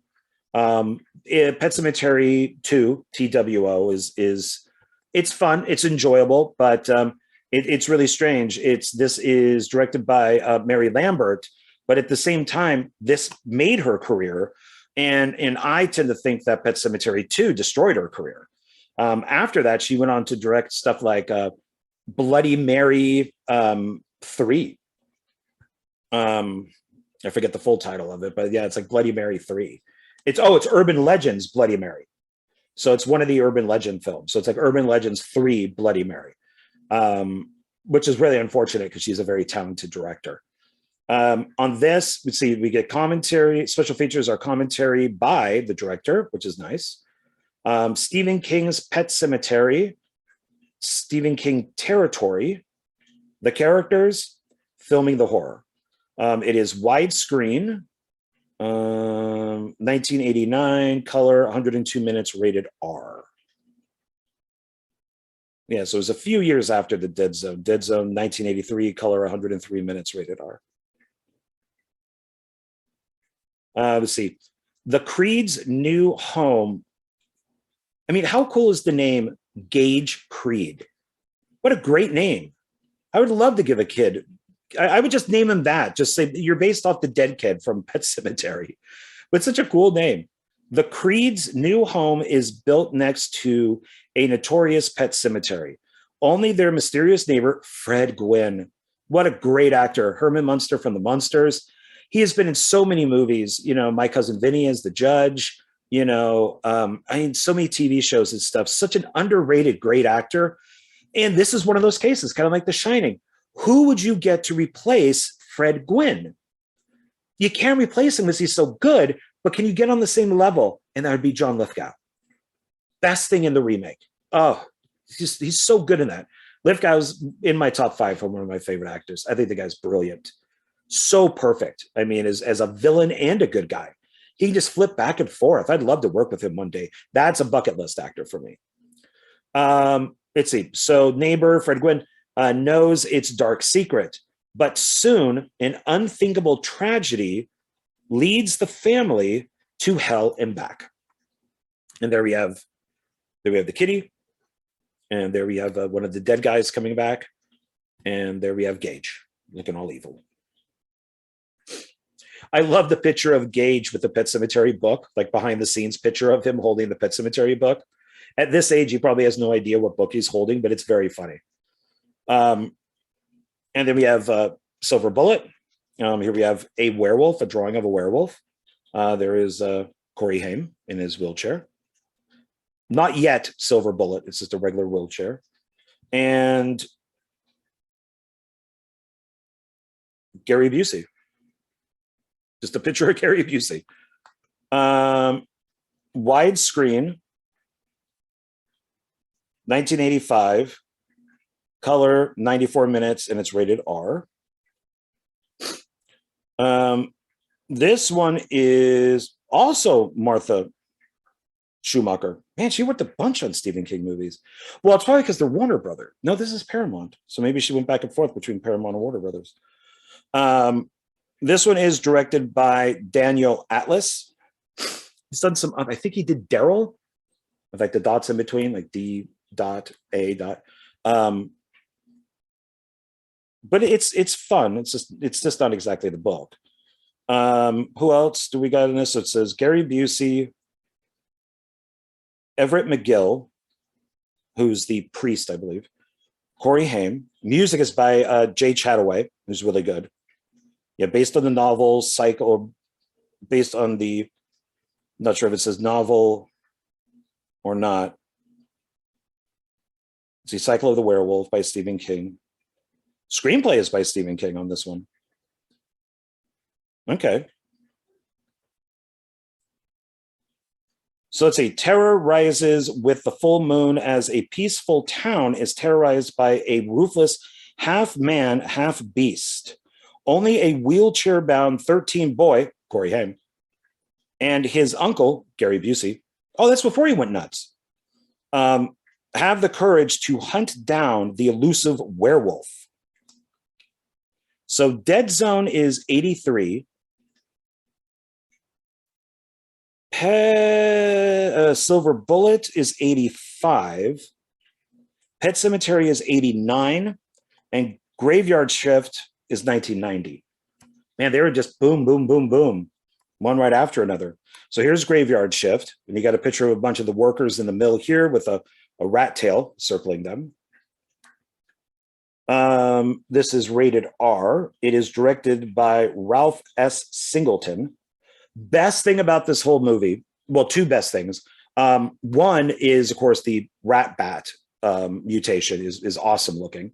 And there is a rap song at the very end during the credits called Graveyard Shift, which is very funny. It's like original stuff and lines from the movie. It's very funny. But it's an awesome flick. The set decoration on this, because it's down a few, like there's the mill, the laundry mill, and then like kind of below it are like a couple different levels of all this shit that these guys have to clear out over the weekend. And I know it's Graveyard Shift. I know it's a horror movie about a mutant rat, but I mean, the Academy and things really need to look at that type of stuff, because the set decoration for that and the construction and everything that went into this was beautiful. It looks great. And so it doesn't make any sense why these type of films get overlooked. I mean, it really doesn't, but is what it is. So 1990, color, 86 minutes, rated R. And let's see. A rat-infested basement sets the stage for terror as a late night cleanup crew tunnels through an abandoned textile mill.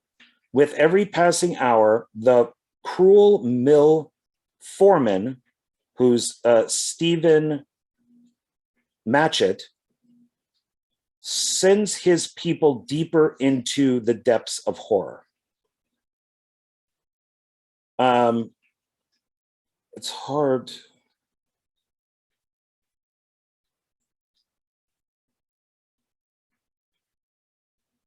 Yeah, Brad Dourif is in this. He plays the exterminator. He's great as usual.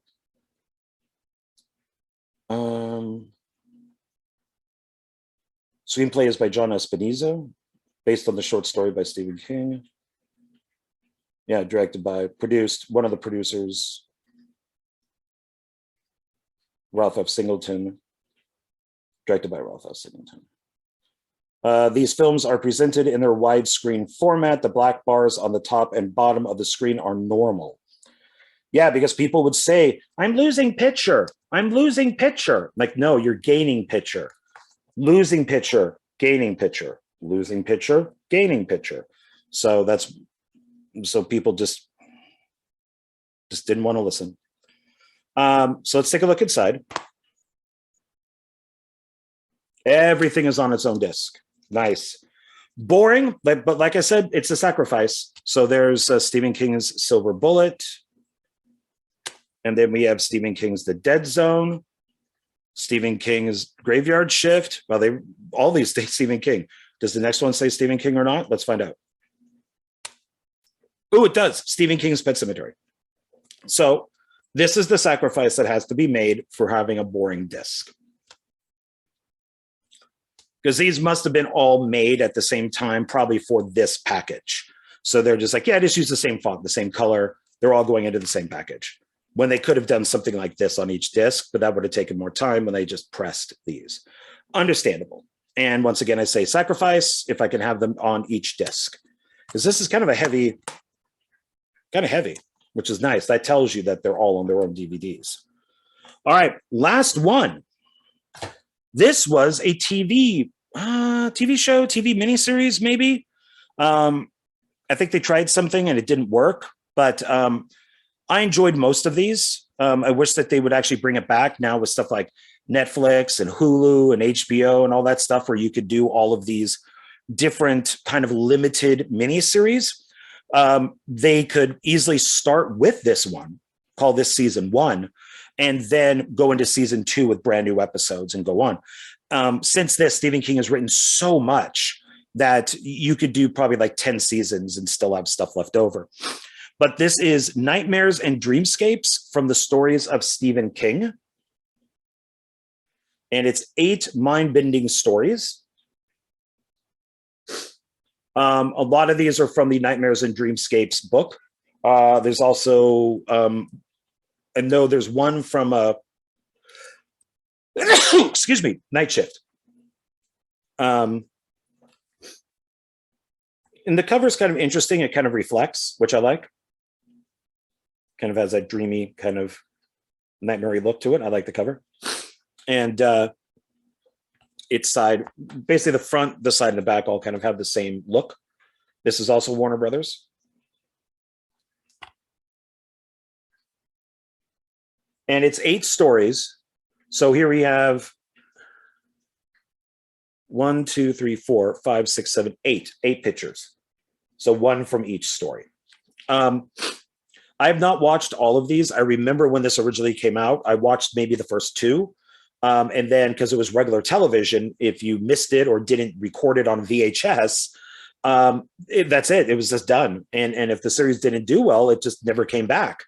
So it really wasn't until like this collection that I could actually sit down and maybe rewatch them. I did rewatch the first one there with William Hurt, which is the story from Battleground, which is the story from, I believe that's Night Shift is Battleground. But let's see here. It says special features behind the drama of Nightmares and Dreamscapes from the stories of Stephen King. See, then from the mind of Stephen King, page to picture, the inside look, making of featurettes, interviews with series stars, Battleground special effects featurette. Yeah, I could see that because this one here, it has a whole bunch of like those plastic green army men and their toys, and they're battling William Hurt. It's a pretty cool episode actually. And then I did watch the second one, which I thought was okay, but they don't list them here. Oh, they may list them inside. So those are the special features. This is Warner Brothers. It's not rated. It's color. It runs 378 minutes. Widescreen presented. Oh wait, widescreen presented in a matted widescreen format, preserving the aspect ratio of its original television exhibition, enhanced for widescreen TVs. So it's nice that they tell you that. So you're not gaining picture, you're not losing picture, you're getting exactly what you saw back in the day. This was originally done on TNT, based on the short stories by Stephen King. Don't recognize anybody down there. It says, if you think your dreams are disturbing, imagine the nightmares of Stephen King. Go beyond the ordinary, go beyond the sane. With Stephen King as storyteller, you'll travel to worlds of imagination where the extraordinary is commonplace and the madness lurks just beneath the surface in 8 mind-bending stories. Then go beyond the beyond with revealing behind the scenes bonus content. So, yeah, so there's William Hurt. This is the 2nd episode. There's William H. Macy. That's what's his face from Swingers. Tom Berenger. There's Samantha Mathis. I forget who that is.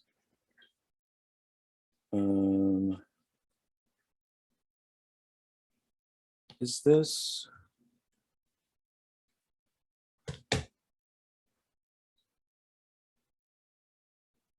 Richard Thomas, who's in It. That might be Richard Thomas.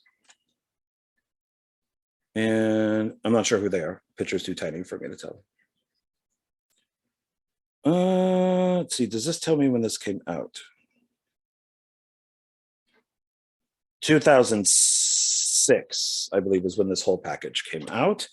All right, so these slide out like this, which is nice. So there's 2 discs, and they even comes with the clear.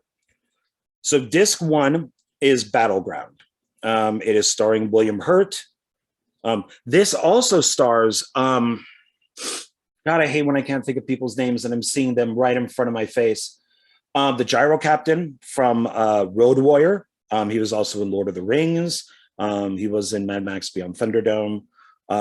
He is in many films where he kind of plays that character actor. So I'm blanking. The teleplay is by Richard Christian Matheson, who's Richard Matheson's son, and it's directed by Brian Henson, who is Jim Henson's son. And it says here, a killer for hire receives an unexpected delivery of toy soldiers. A tin hut is what it says. A tin hut. They're tiny terrors on a mission of vengeance. And there you have William Hurt kind of fighting them all right in here. That's the mystery box that he gets. That's him blowtorching some of the soldiers. It's a fun story. There's actually no dialogue in this episode, which is weird. I believe there's no dialogue at all, which is very interesting. At least William Hunt doesn't have any. William Hurt doesn't have any. The next one, Crouch End. That one I do believe is Nightmares and Dreamscapes, the novel. It has that Claire, and I always say her name wrong, Florlani, her. Always say her name wrong. Kind of has like the squinty eyes. And Ian Bailey, who'd be that guy. So there she is. There they are running. And these are some of the townsfolk that are in Crouch End. It's a very cosmic horror kind of H.P. Lovecraft episode. Teleplay is by Kim Lee Masters, and it is directed by Mark Harbour. It says, a London cabbie warns 2 American honeymooners, don't go to Crouch End. As they go, they don't go to Crouch End. They go. As for coming back, ... Yeah, it's a whole other story. The third one on here is Yumli's Last Case. And I believe that's also Nightmares and Dreamscapes. That has William H. Macy. There's William H. Macy again. And there's William H. Macy again. And it has Jacqueline McKenzie. I'm not sure which one she is. And it's directed by Rob. Teleplay is by April Smith, directed by Rob Bowman. Nice life. He'll take it. A writer swaps places with a 1930s private eye he created, so the author lives in the 1930s. The Seamus lives in today's world, and the plot eerily thickens. Special features on this disc, the look in the inside look, Battleground and Crouch End, Battleground special effects, interviews with William Hurt, Eon Bailey, and William H. Macy.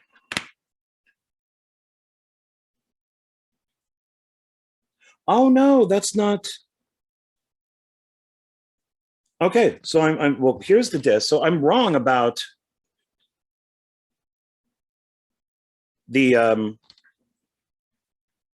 just keep blanking on his name. Richard Thomas, My Little Prairie guy, It guy. So it's got the cast in there.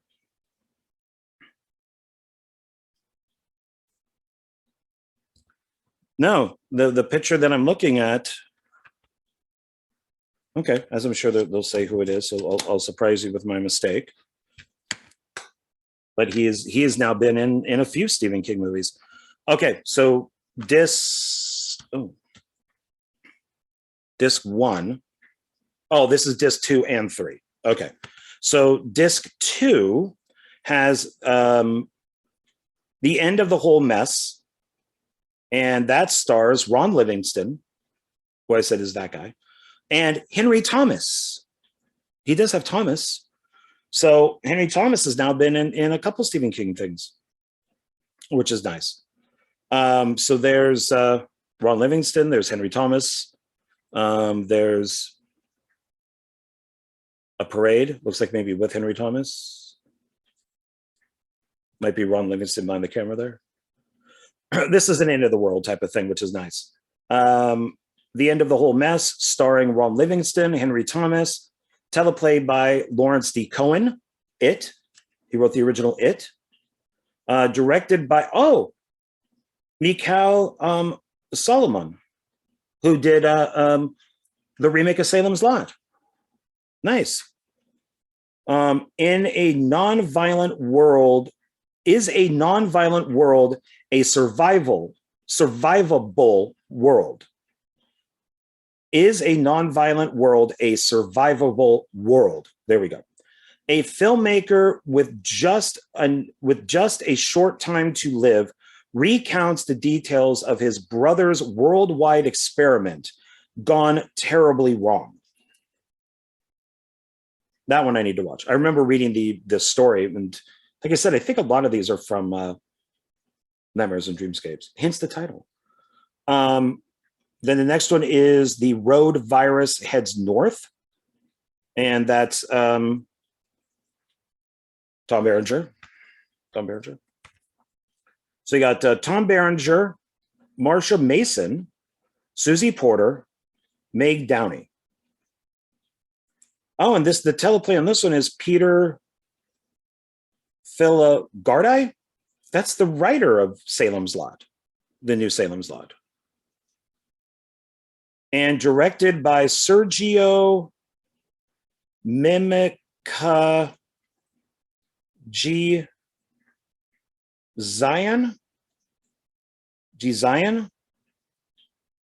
That's the best as I'm going to get. Looks like Tom Berenger, might be Tom Berenger.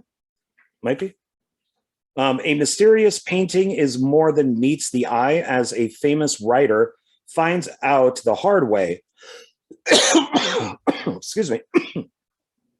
You'll want to sleep afterward with one eye open. Oh, so this deals with a painting?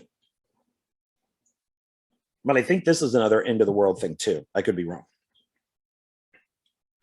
The next one is The Fifth Quarter, which Stephen King originally wrote under his second pseudonym. So the first one being Richard Bachman. I'm blanking on who the second one is, but he wrote this short story for like either I think probably a magazine under a different name.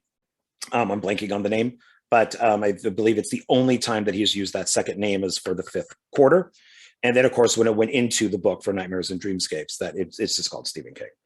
But I think he talks about that at the end of the book, too. So it stars Jeremy Sisko, Samantha Mathis. So I'm guessing that's Samantha Mathis. There's Jeremy Sisko. And I think that's Jeremy Sisko right there, too. Teleplay by Alan Sharp and directed by Rob Bowman, who we have heard from before. Let's see. An ex-con and his wife grab their one get-rich-quick scheme to escape a dead-end future. Did we say dead end? Special features from the mind of Stephen King. The inside look, the road virus heads north in the 5th quarter. The inside look, Lumley's last case, and the end of the whole mess. Interviews with Tom Berenger, Ron Livingston, and Jeremy Sisko. Then on the flip side, so that's disc 2, and then we have this is disc 3. So it's interesting. Yeah. So this is just the front and then the back for disc 1. And then this one has both for disc 2 and 3. So let's see. Disc 3. Autopsy Room 4. So there we go. Richard Thomas. There we go. It. So maybe that was Richard Thomas.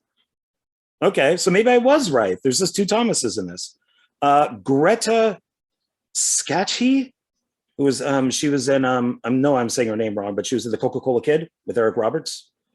Screenplay by April Smith, who we've seen before. This is directed by that Mikhail Solomon. So all right. And so Richard Thomas there, might be Richard Thomas there, and that might be Greta Scacchi. I know I'm pronouncing her name wrong, sorry. That's what we're gonna get. At least I try. Let's see, what's going on in Autopsy Room 4? Just what we'd expect, plus what you wouldn't. The man on the slab is still alive. I remember this story. A lot of it is done through his brain, like I'm still alive, you know, kind of like a premature burial type of thing, you know, Edgar Allan Poe, premature burial. And then the next one is, you know, they got a hell of a band, which is very close to Children of the Corn. I remember this story being criticized, that it was kind of Children of the Corn-ish. So this is, let's see, starring Steven Weber, The Shining, Kim Delaney, William McNabara, Aaron Wright, Joe Siegel, oh God, Jack Inta Stapleton. Written and directed by Mark Robe. So this is the only one to be written and directed by one person. A married couple enters the unmapped burg called Rock and Roll Heaven, Oregon, where there's a free concert every night, but the price of admission is high. So basically they end up in this little town that's kind of like Gatlin, and it's all the dead rock stars. So, you know, Jimi Hendrix, Janis Joplin, you know, all these people are there. And of course they're murderers. So they're killing people. So, because it's Stephen King. So they're saying that it's a little like Children of the Corn with the couple driving into the town and stuff like that. So, and it is, but it's still fun. Special features on this, behind the drama of Nightmares and Dreamscapes from the stories of Stephen King, page to picture, the inside look, Autopsy Room 4, and you know they got a hell of a band, interviews with Richard Thomas and Steven Weber. So let's take a look inside.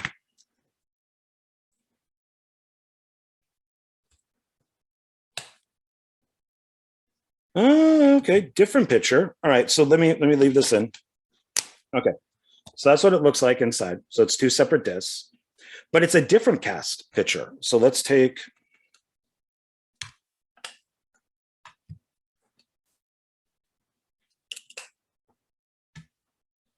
So there's our other cast. Not bad. That's kind of fun. Nice that they do that.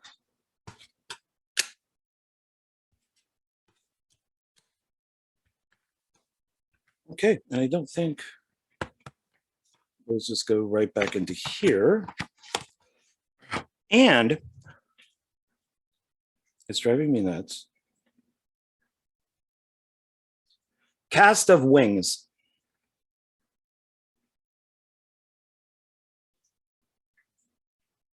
Tim Daly.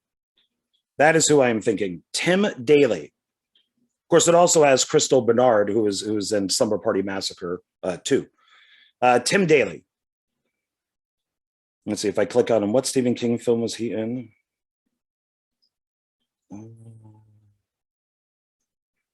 Oh, Storm of the Century. He's in that the miniseries for Storm of the Century. So both guys have been in Stephen King films, and then Crystal Bernard was in a Roger Corman produced film, you know, Slumber Party Massacre 2. All right, so let's recap and get out of here. So we start from where we left off as usual. So Nightmares and Dreamscapes from the stories of Stephen King, 8 mind-bending stories. I highly recommend this. I haven't seen them all, but I remember, you know, enjoying what I did see. Then we got Stephen King's Dead Zone, Pet Sematary, Silver Bullet, and Graveyard Shift. Definitely a great collection. 4 fan favorites, King of Horror. And we got Dreamcatcher, Dolores Claiborne, Cat's Eye, and Creepshow. Another great collection. Triple Terror Collection, Stephen King's The Shining, Stephen King's It, and Salem's Lot. Once again, I like them all better than what came before and after. Sorry, no apologies here. Then we got Stephen King's triple feature, The Stand, Langoliers, and Golden Years. Good stuff, especially The Stand. Double feature, Shawshank Redemption and The Green Mile. Can't go wrong with this. Not at all. Firestarter 2 movie collection, Firestarter and Firestarter 2 Rekindled.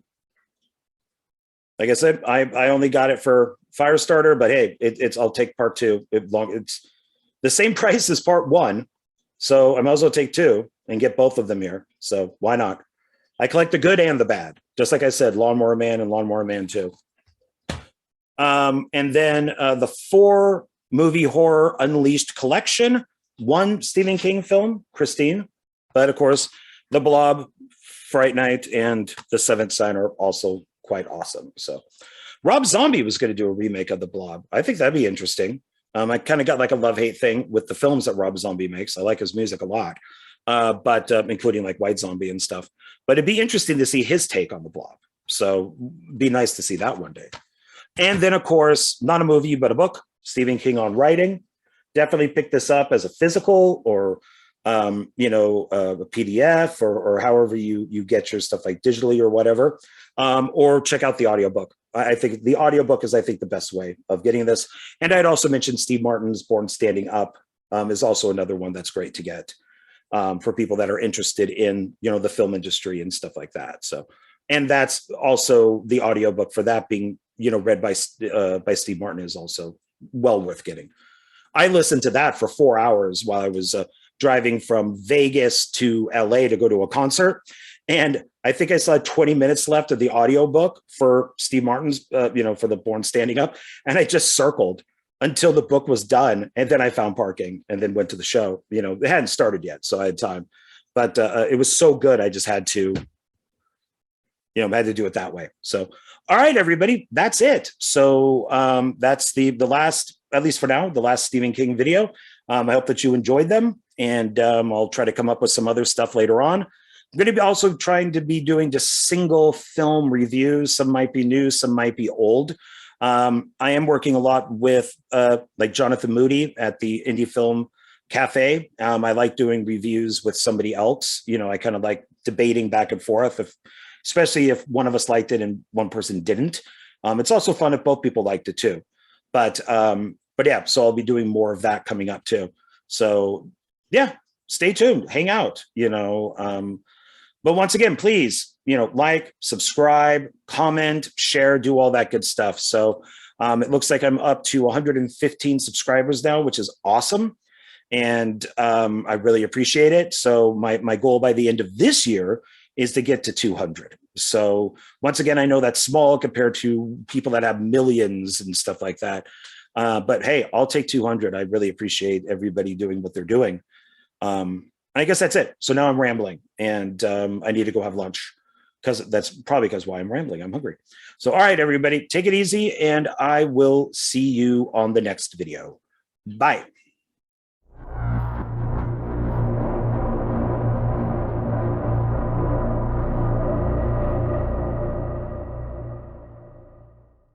Hey, everybody. Thanks for hanging out after the video. And thank you for watching the very first Dark Park Films sponsored video. And who is that sponsor? Well, I've now learned if I do this with my hands, they go to the right area. There we go.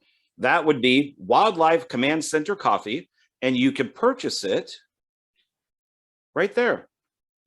You can go to their website, which is buyWCC.com, and pick up their coffee. They have 2 blends, which I'm going to show you now. The first coffee is this one right here. This is a breakfast blend. It's 10 ounces, and it is a medium ground. And it does say, and it's breakfast, like I said, and this is what it says right here. It says, early bird can catch the worm. So there you go, a breakfast blend coffee that helps you catch the worm in the morning. And I really like this one. I'm more of a breakfast kind of blend coffee guy in the morning. So this one I really like. It has that little bit of oomph to it to kind of get you moving, get you up and out. And so I really enjoy this one, but that doesn't mean that I don't like the other one, which is this one right here. This is a dark roast. It is also 10 ounces. And both of these are $7.99 at their website. Pretty good price for 10 ounces worth of ground coffee.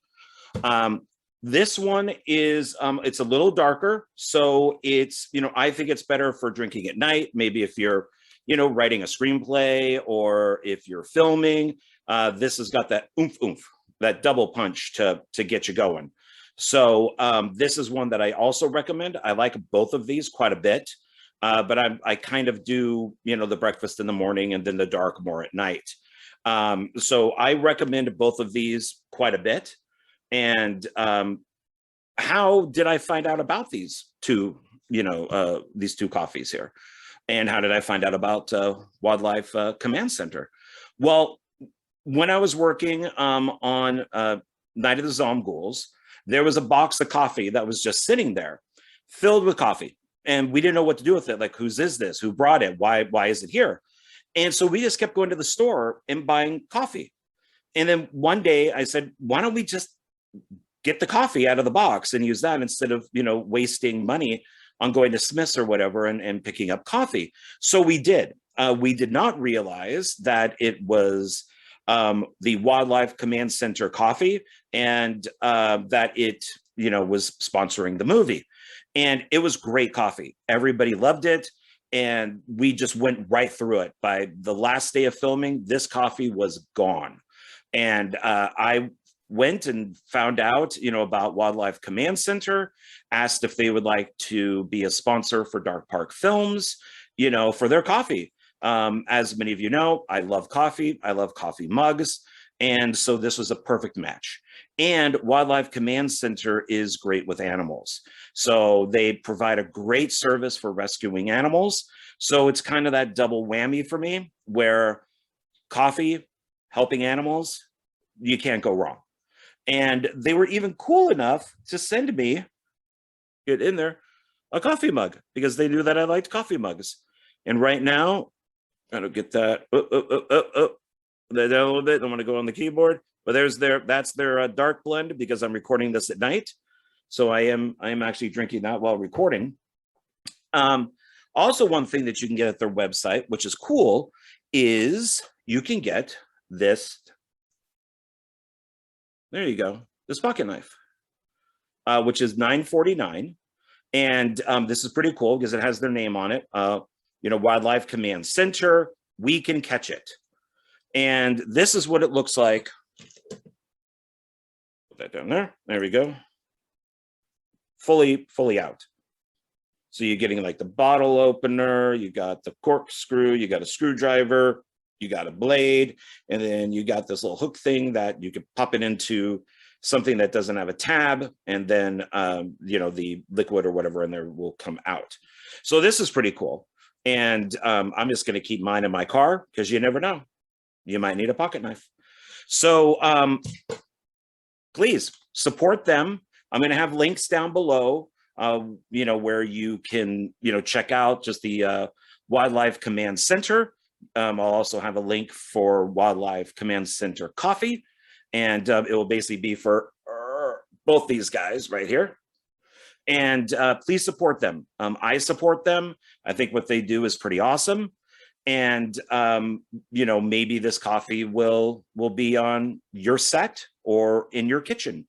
It will definitely be, on my set in my kitchen. I know that. So please, once again, I'm going to show you these.